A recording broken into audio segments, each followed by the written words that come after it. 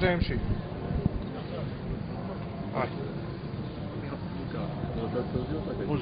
Почитувани бораце, држам списоци на листи на граѓани со нивни лични податоци кои што се доставени до штабовите на ДПМН од страна на нивни активисти со уверување и убедување дека ќе гласаат за нив.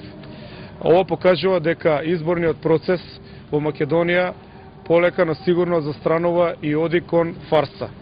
Она што ние го имаме како информација во демократска десница е дека ова се случува масовно и насекаде низ Македонија, така што сакаме да ја повикаме денеска владачката гарнитура да престане да ги тормози граѓаните и да им дозволи да гласаат слободно на овие избори.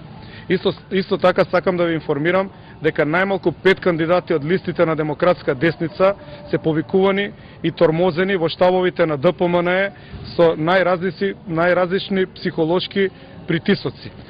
Луѓето се пожалија до нас и ние истите кандидати ќе ги однесеме на разговор во ОПСЕ, ОДИХР и во странските амбасади.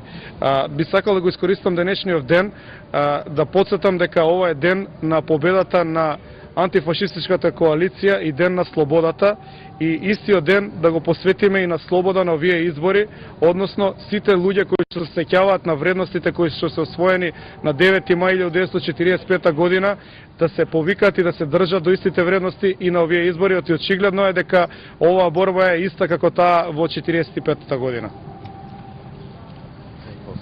Како го толкувате ви однесувањето на ВМРО и во Методите се недозволиви за демократски држави и држави во Европа.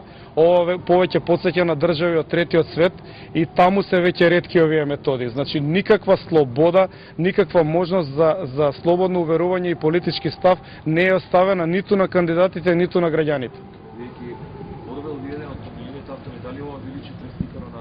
Па погледнете само колку камери има во Скопје, посебно околу железничката ги броев, има околу 30 камери, кои што дали функционираат или не е битно, меѓутоа тука се поставени за да го плашат граѓанството.